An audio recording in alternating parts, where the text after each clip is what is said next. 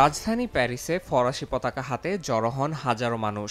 আমরা জিতব স্লোগানে মুখরিত আইফেল টাওয়ারের আশেপাশের এলাকা। স্থানীয় সময় রোববার এক বিশাল সমাবেশে সমর্থকদের উদ্দেশ্যে বক্তব্য রাখেন কট্টর ডানপন্থী নেত্রী লপেন। আমি সীমাবদ্ধতা এবং অন্যায়ের কথা জানি, আমি নিষ্ঠুরতা এবং এমনকি সহিংসতার কথাও জানি, আমি ক্ষতের কথা জানি, কিন্তু কিভাবে হার মানতে হয় তা জানি না। আশা ছেড়ে দেওয়ার উপায় আমার জানা নেই। আমি ক্ষোভ জানি, কিন্তু কিভাবে পরাজিত হতে হয় তা জানি না।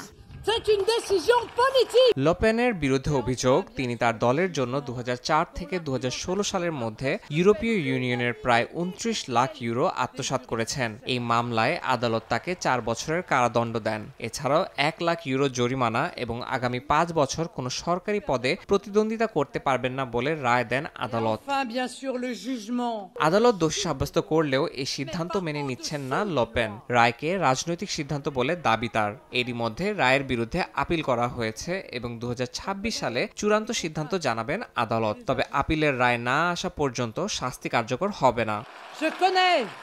এদিকে তার দল ন্যাশনাল র্যালির তরুণ সভাপতি জর্ডান বারডেল্লা আপাতত বিকল্প নেতা হিসেবে সামনে আসলেও বিষয়টি নিয়ে সরাসরি কিছু বলেননি 29 বছর বয়সী এই নেতা। তবে জরিপ বলছে দলের 60% সমর্থকই আগামী নির্বাচনে বারডেল্লাকে লপেনের বিকল্প হিসেবে দেখতে চান।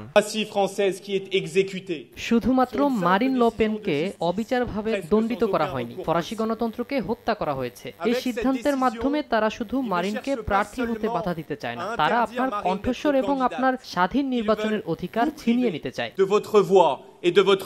ফ্রান্সের পরবর্তী প্রেসিডেন্ট নির্বাচনে বর্তমান প্রেসিডেন্ট ইমানুয়েল ম্যাখোর আর প্রতিদ্বন্দ্বিতার সুযোগ নেই লপেনের। বিশেষজ্ঞদের মতে ফ্রান্সের রাজনীতির ভবিষ্যৎ নির্ভর করছে এই মামলার আপিলের ফলাফলের উপর। তবে এটি স্পষ্ট যে ফ্রান্সের রাজনীতি এখন এক নতুন মোড়ের অপেক্ষায়।